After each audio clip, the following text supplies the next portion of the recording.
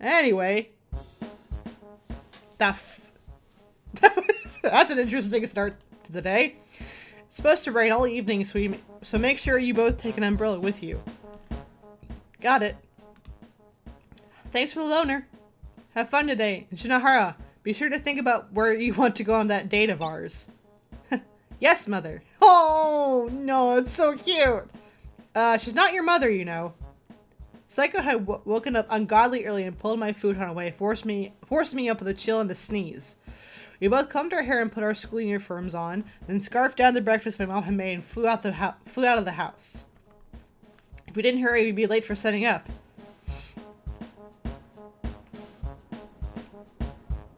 Oh, things are looking pretty grand this year, too. Yeah, it's really coming together. Oh, but I forgot I have to get the bowls from the prep room. Psycho, you go on ahead to class, will you? Roger that, and I'll take your bag for you. Give it here. Thanks. It was the day of the cultural festival, or Kisaragi Fest. Our school had a whole lot of history to it, and this festival had been a part of it for ages.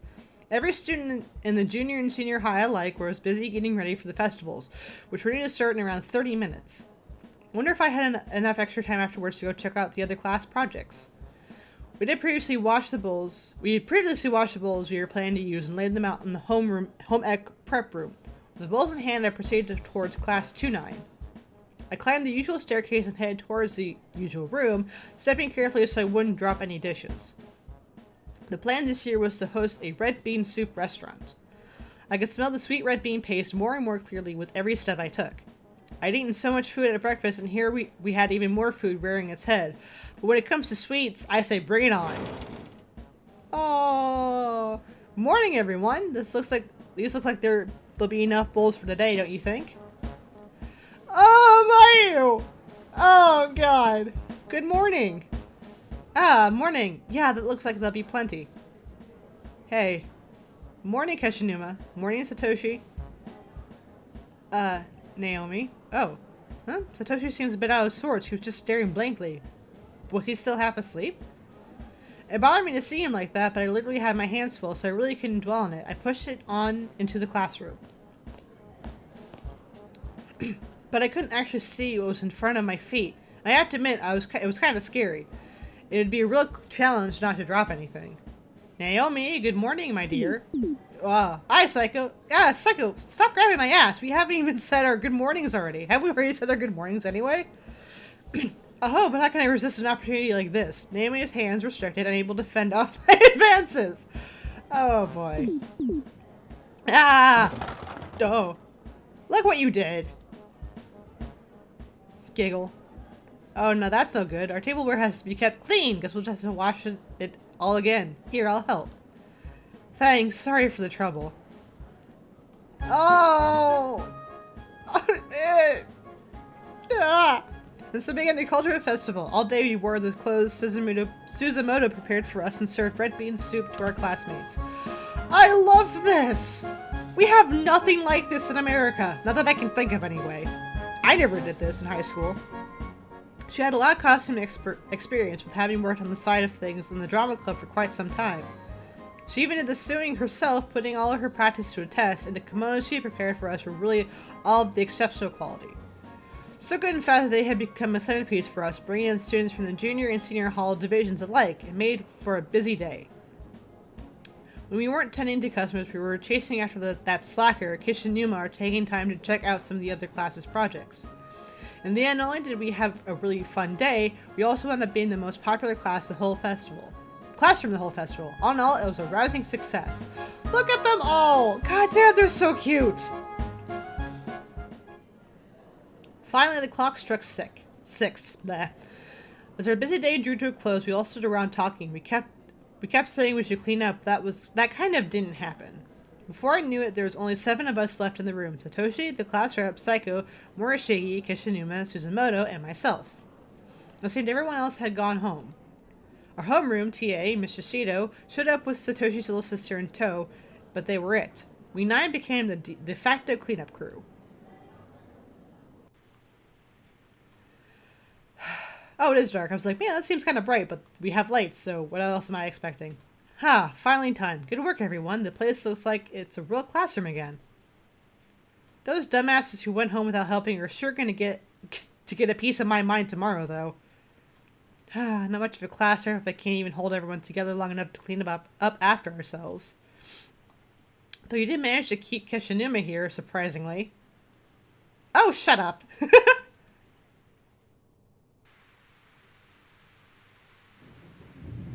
Suzumoto, I just wanted to say it's been really fun having you here these last few months. Yep, here we go. I can't tell you how many times your positive energy helped boost my spirits. Always remember that you're loved and respected. We may not have said much to that effect, but we've all been watching you blossom here. I lent a hand where I could and did my best to help you guide, but ultimately you walked your own path and have become a fine young woman. Oh, Miss Yui. It takes a special person to achieve what you've done without even realizing it. It's been an honor to serve as your homeroom TA. I wish you all the best at your new school. Thank you. Unfortunately, this teary farewell brought us back to reality. During the holidays following the cultural festival, Suzumoto was being transferred.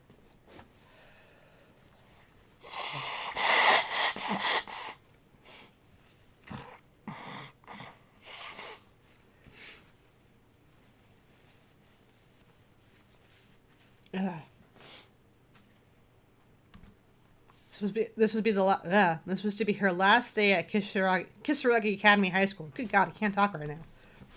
Everyone here loved her, as this was a sad occasion indeed. She was truly a kind person, possessing no ulterior motives and harboring no ill will towards anyone.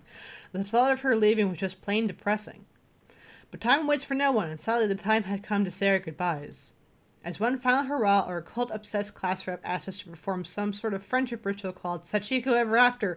Here we go! Here comes the depression! Ah, fuck you, paper. Upon mentioning it, she produced a paper doll from her bag. It took a lot of those, it looked like one of those proxy dolls you sometimes see in Shinto shrines designed to absorb bad karma in someone's place. Visually, this whole thing just seemed like a setup for a cursed seance or something. It was kind of scary, and I wasn't the only one who thought so. Boy, Naomi, you have no fucking clue. Whoops! Game, come back. This is a term that I found on the internet.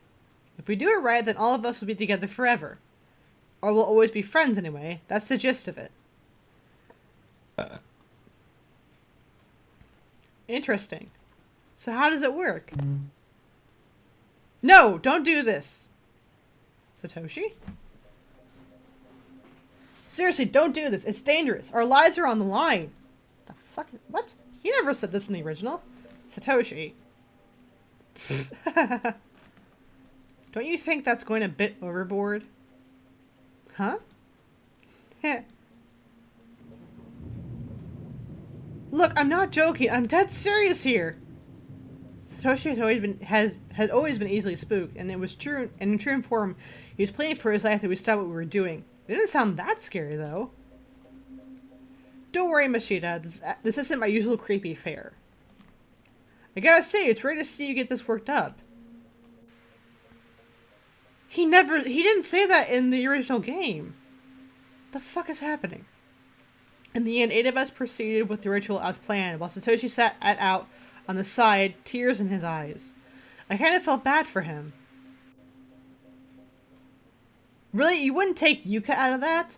But this was for Suzumoto. We all wanted to give her the best possible send-off, so all I could really do was suddenly wonder what had gotten into him. Please, I'm begging you, stop this. Don't go through with it. Why won't anyone listen to me? He's really serious. Like, as serious as I've ever seen him. What is it, Satoshi? What is it that has you so worried? It's a time loop. This has happened before. All of this. I remember it. What's coming next is worse than you could possibly imagine.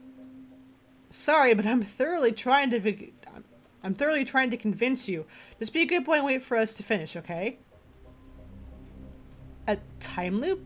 Is he experiencing deja vu like me? Is this some new destiny being born inside of him like the class rep had said before? Come to think of it, this does feel a little familiar. This room, this atmosphere, this charm. I obediently dug my nails into the paper doll, but all the while I was practically foraging through my memories, trying to figure out what I was missing. We're going to pull it until it rips apart into 9 pieces, okay? On the count of 3.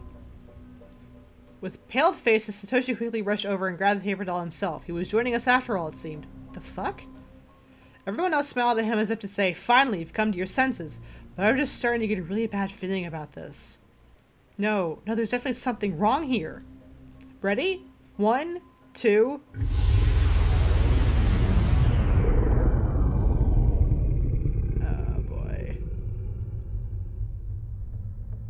Do you really have to relive the first chapter? No! As soon as I reached the hallway, I fell to my knees with a thud. Gag cough. No. What was that? A person? It was pitch black by a sewer shaped like a person. The school infirmary door hung open near me, and in my panic state, I swore I'd seen a black, shadowy figure within it. Oh, this is us already in the school. Fuck. Okay. No!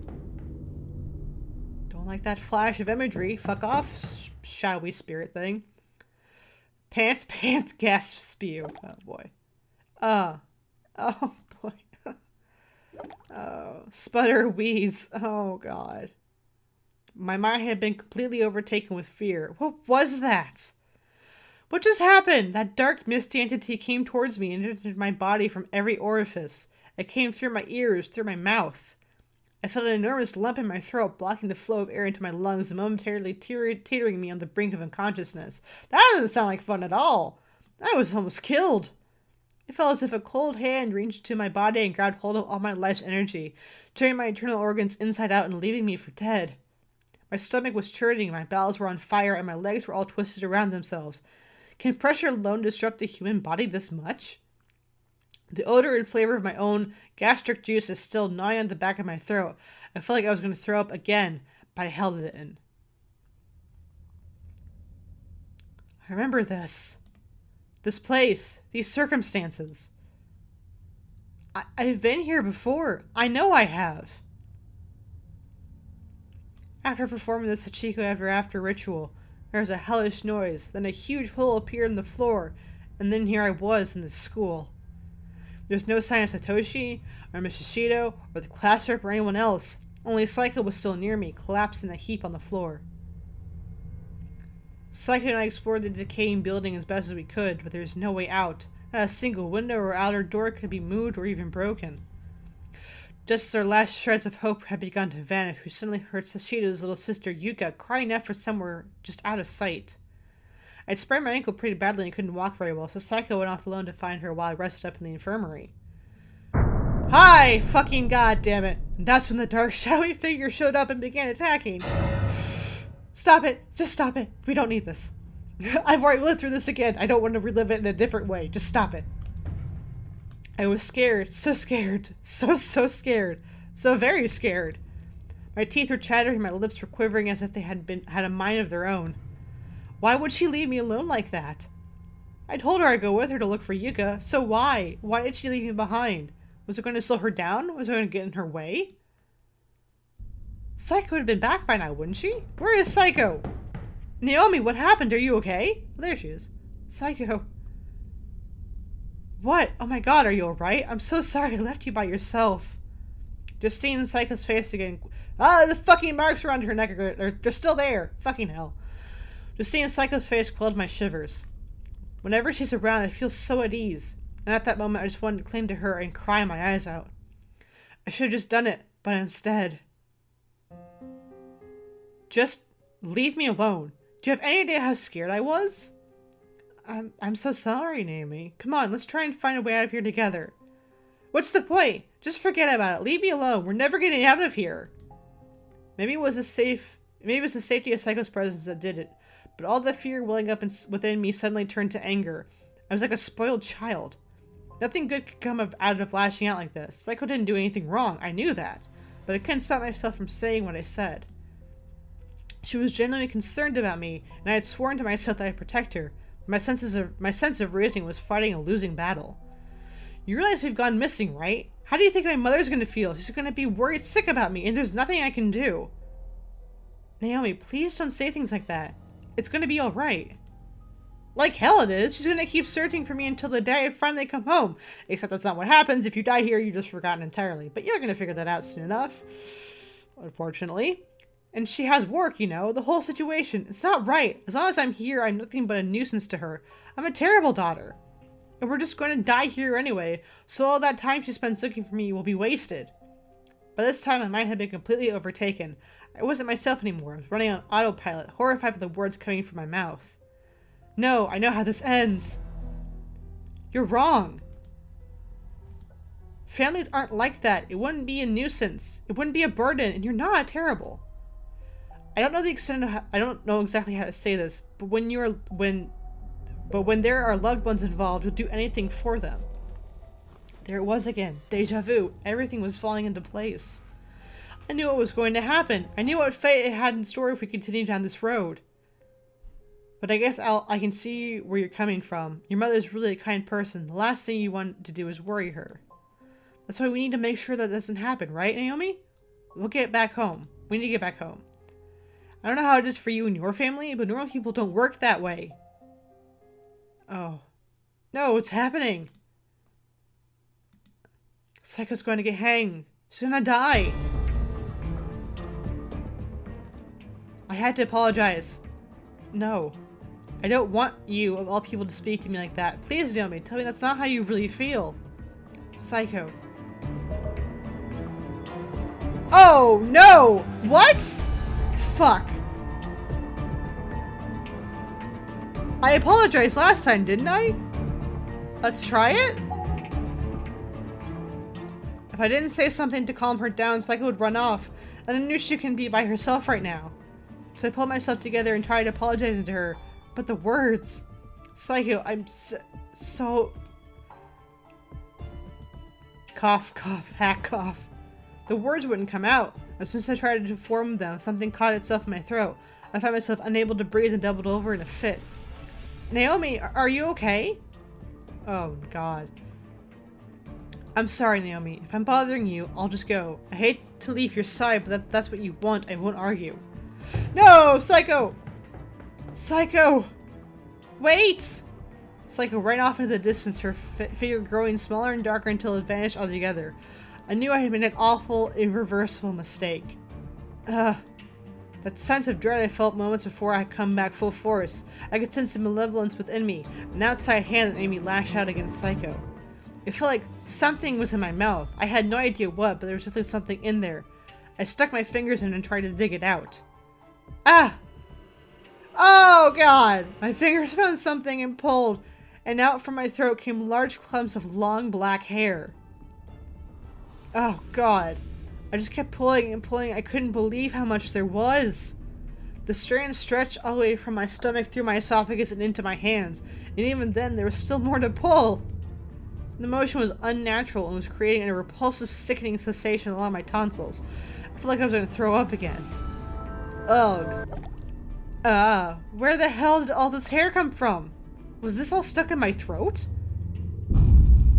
Thanks for that image.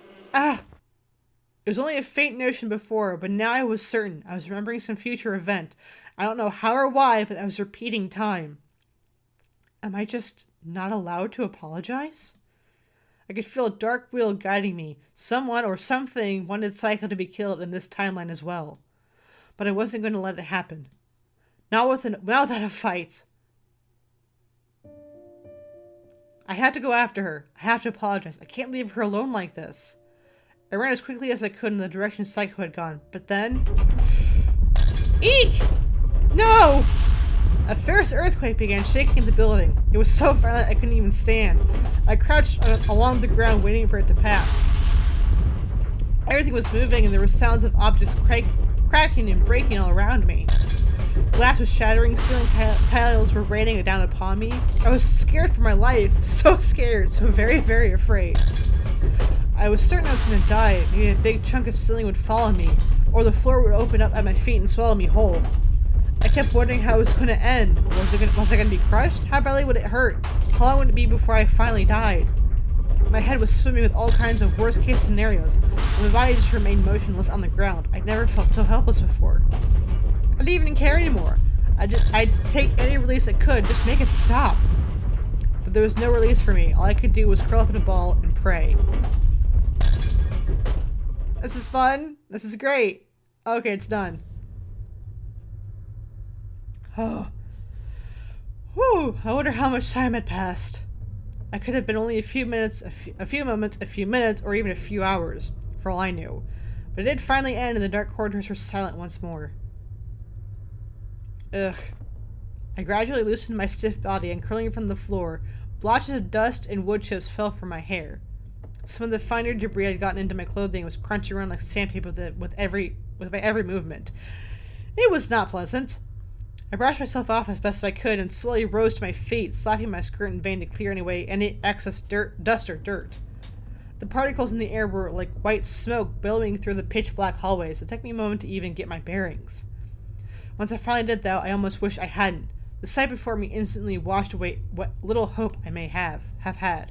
What? The earthquake had completely caved in part of the floor. It was no longer possible to continue down this hall, no longer possible to trail Psycho. If I had been cowering from the quake only a few feet ahead, I had been dead for sure, swallowed up into whatever hell lay down there. Oh fuck. I knelt down on the edge of the hole and peered within. It was too dark to tell for sure, but if what I thought was correct, then the ceiling of the school was unreasonably high. To make matters worse, it seemed like the floor directly below had fallen out as well. I didn't dare consider just how deep this pit might go. All I knew was I couldn't risk falling into it. Shivering in terror, I pulled myself up. What do I do? I can't get around. Can I get around it? I have to hurry. I definitely had to hurry. If I didn't, Psycho would commit suicide. Apparently you don't remember everything. But there was still time.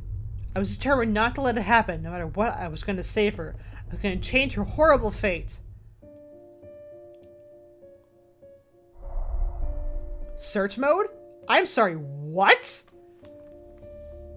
Oh, God. Oh, my God. What the hell? Ha! What the hell? Oh, my God. This is getting, like, way intense.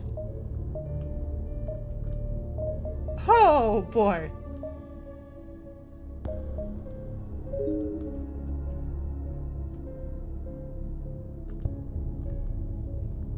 Okay, this is interesting.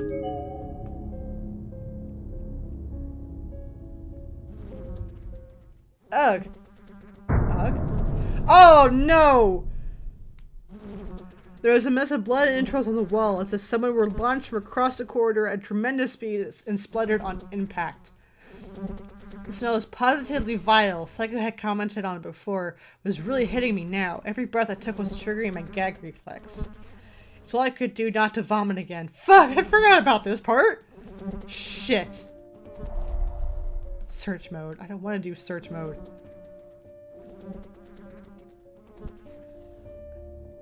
There's something here to search for.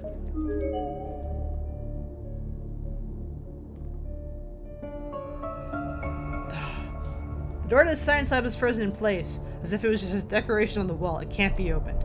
Thank you! Thank you. This is so bizarre. Oh, hello?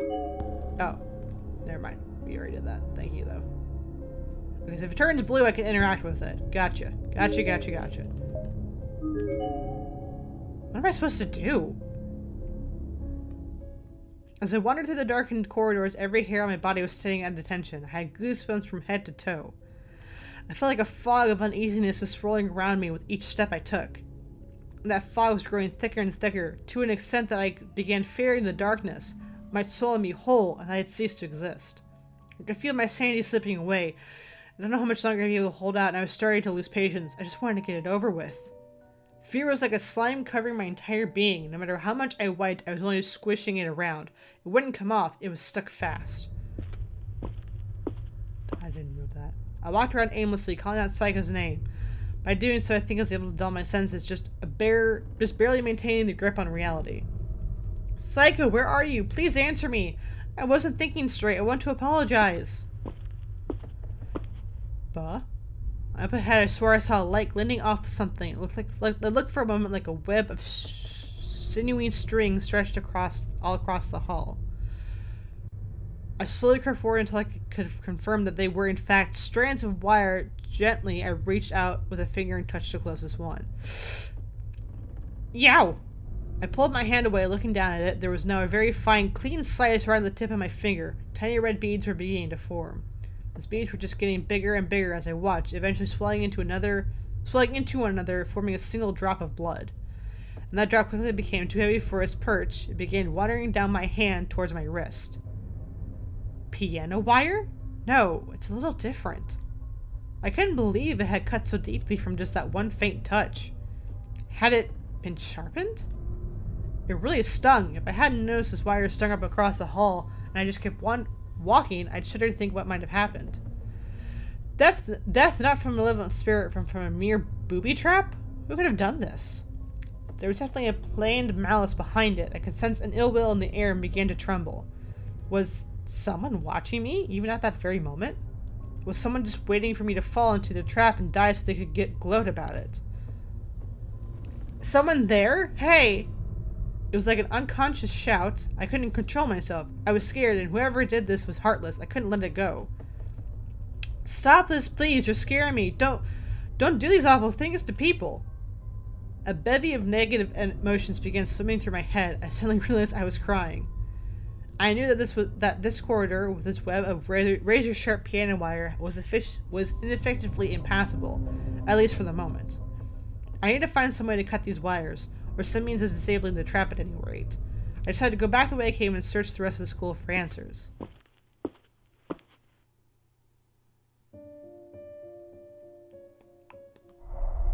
Search mode! Okay, wait, so where am I? Okay, so I'm here.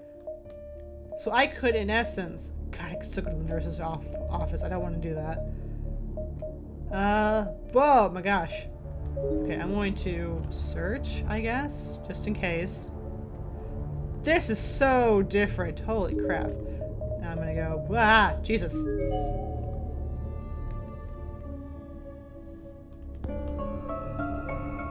Okay, so I can't go into 3A.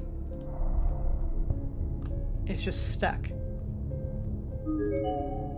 Smudgy blood red lettering reads, getting close to the darkness is one way to learn the truth. This whole place sits close to darkness after all. Thanks for that. Okay, so I can't go into 3A. What about 2A? This thing is like hypersensitive. Oh, I could possibly go into 2A.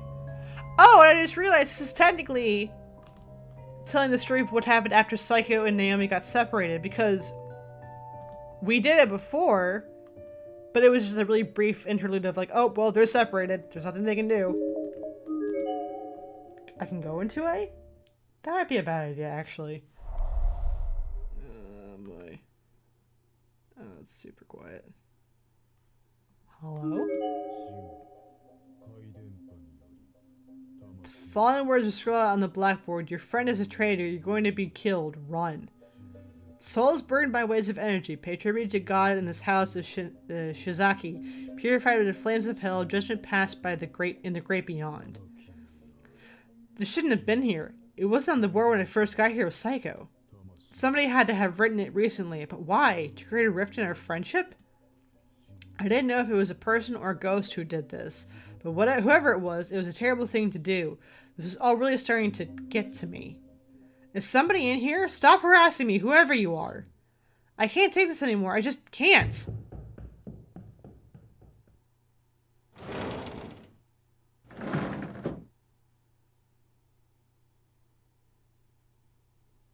Oh, had I just run out of the room? God, I was like, what are footsteps here for? I don't like this. I didn't even know whom I was angry with, but make no mistake, I was seething. I was probably really close to my breaking point. I ran out of the room, never even pausing to wipe the tears from my eyes.